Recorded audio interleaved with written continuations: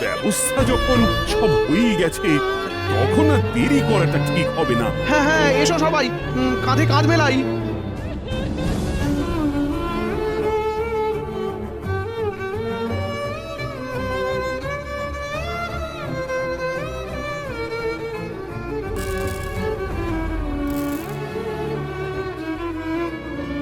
ও, এই দৃশ্য কিনা শেষে আমাকে দেখতে হলো, কিন্তু তবু আমার খুব জানতে ইচ্ছে করছে বাচ্চারা ঘুড়ি ভর্তি মোহর অলংকার সব ছড়াতে ছড়াতে যাচ্ছে কেন, আর গোপালের হাত দুটোই বা ঘাট থেকে বেরিয়ে দুদিকে ঝুলছে কেন?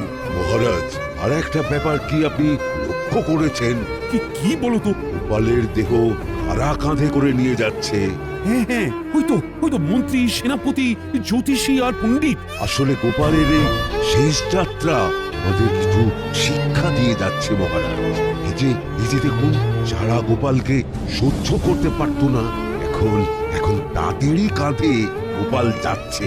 তার মানে শেষ পর্যন্ত কেউই কারোর শত্রু থাকে না, সবাই মান অভিমান ভুলে কাঁধে কাঁধ মিলিয়ে পার করে দেয়। তাই তো, এই দৃশ্য তো সেই কথাই বলছে।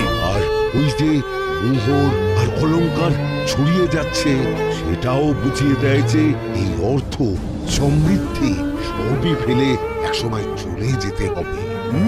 কি ভীষণ সত্যি। দুটো খালি হাতও বুঝিয়ে দিচ্ছে খালি হাতেই আমরা সংসারে এসেছিলাম, আর খালি হাতেই আমাদের যেতে হবে।